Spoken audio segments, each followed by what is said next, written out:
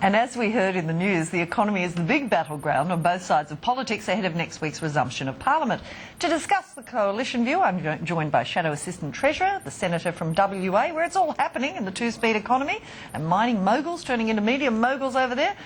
Senator Matthias Cormann joining me from Perth. Welcome back to the show, Senator. Good to be back. Now, before we talk about the world economy, the politics, the really important things, the most important thing, you're from Perth. What do you think of Gina Reinhardt? Well, I mean, good honour. I mean, it's a free world. There was a willing buyer and a willing seller, and as you say, it's a publicly listed company. Why shouldn't she invest in Fairfax if she thinks it's a good investment? Do you think she'd make a good media mogul? Well, look, I mean, she's invested in a business. I mean, I'm not going to comment on, whether, I mean, she's going to be a shareholder, one of many shareholders in Fairfax.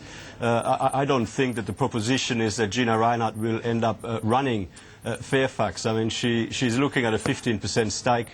I mean, I've read that in the papers. I don't know that, obviously, other than what I've read in the papers.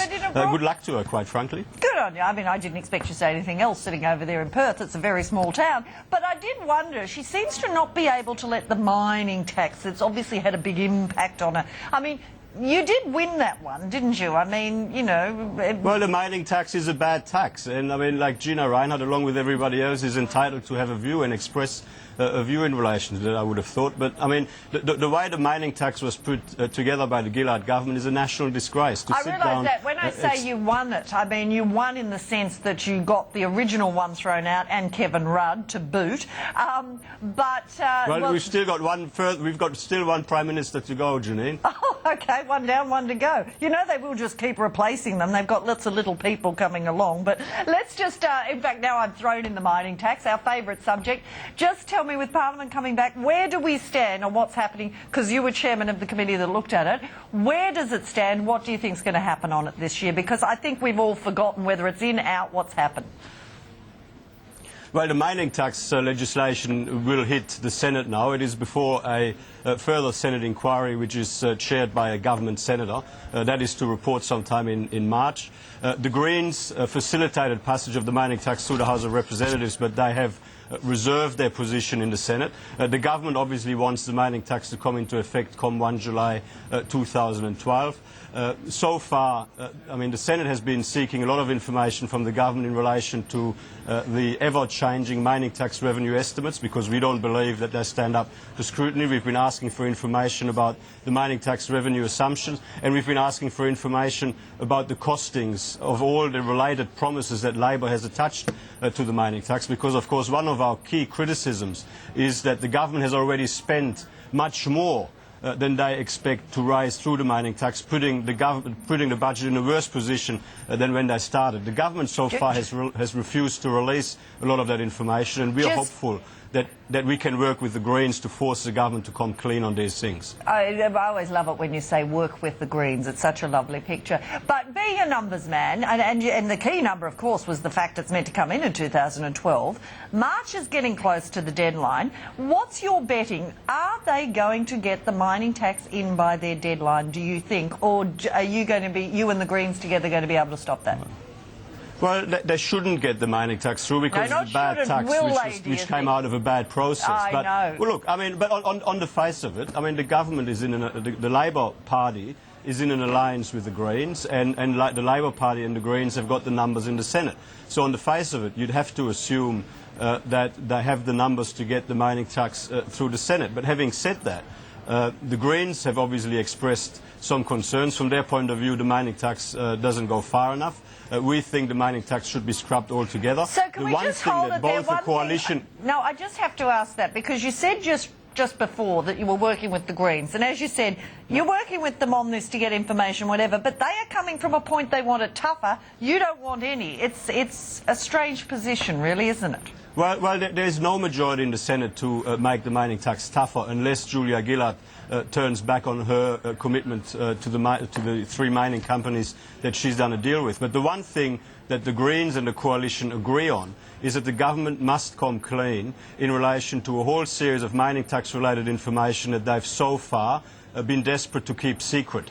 The government has refused to provide information in relation to the mining tax revenue assumptions. The government has refused, quite incredibly refused, to release information about the costings over the forward estimates of all of the measures, all of the promises that they have attached to the mining tax. And I guess when it comes to enforcing some openness and transparency onto the Gillard government in relation to mining tax matters, we are hopeful that the Greens might work with us in relation to that, irrespective of their view on the substance of the tax. Exactly. Politics makes for strange bedfellows. Let's get to the economy, which has been at the forefront this week. Your leader, Tony Abbott, Julia Gillard, both talking about it. Everyone promising tax cuts, all kinds of things. Let's just get to the coalition's position.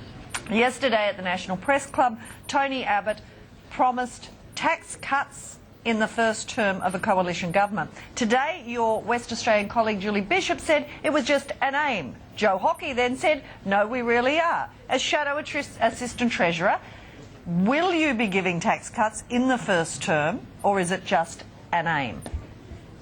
Well, I mean, Tony Abbott presented a strong blueprint for a stronger economy and a stronger Australia. And of course, our objective is very much to deliver lower, fairer, simpler taxes. And of course, our plan for Australia's economy is to deliver lower taxes, less government spending, less red tape, to increase our productivity and to continue to grow our economy more strongly than what it would grow I understand all that, but on the simple question of can you deliver, is this a core promise? Is this a tax in the first term or just an aim?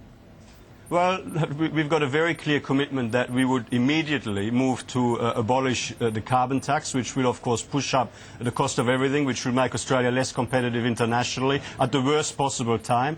And we would also immediately move to abolish the mining tax. We will also, of course, beyond this, work towards further tax cuts, income tax cuts and others. But the specifics, I mean, like Tony Abbott said before the National Press Club yesterday, the quantum and the timing of those tax cuts will be part of our pre-election policy to be released in good time before the next election. Okay, so then can you just explain to me how, if you're going to cut the revenue from the carbon tax and the revenue from the mining tax, whatever it is, and a number of other things, where is the money going to come from for these tax cuts? And I know you say spending cuts, but that's tens of billions of dollars worth of spending cuts. I mean, isn't this the old problem, voodoo economics? I mean, you actually do need to get revenue in to give tax cuts back, don't you?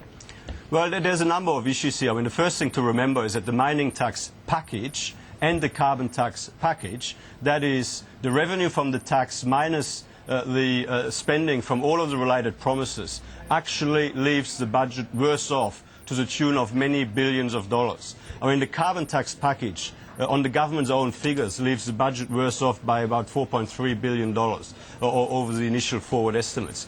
Now, and the mining tax, of course, leaves the budget, the mining tax package leaves the budget worse off to the tune of $6 billion. Now, yeah, only but there's still $10 billion of revenue or $11 billion of revenue you've got to get in on these as you go forward, though. I mean, the ongoing projection is for revenue from them.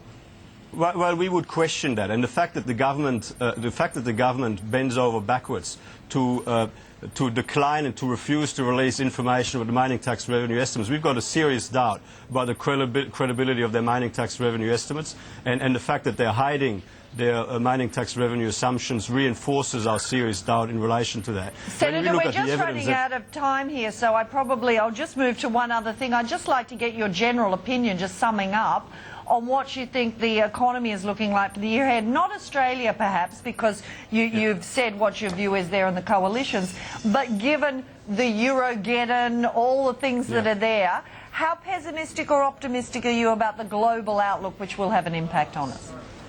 Well, I mean, the global economy remains very fragile, and that is a concern. And what I mean, if you look at the Australian circumstance in that context, what we're concerned about is that over the last 4 years, instead of building on the strength of the economy and the budget position that was left behind by the Howard government, the Rudd and Gillard governments have taken us in the wrong direction. If you look at the IMF I have to data, leave it there. I'm sorry, we have run out of time. I was hoping for we're on the brink or we're not, but I've got the view on Australia from you, and I look forward, we'll be talking to you, I'm sure, more on the mining tax and other matters. Thank you very much for talking to us today. Always happy to be back. Senator Cormann in WA. After the break, the view from the other side of the political spectrum with commentator Dr. Anne Summers.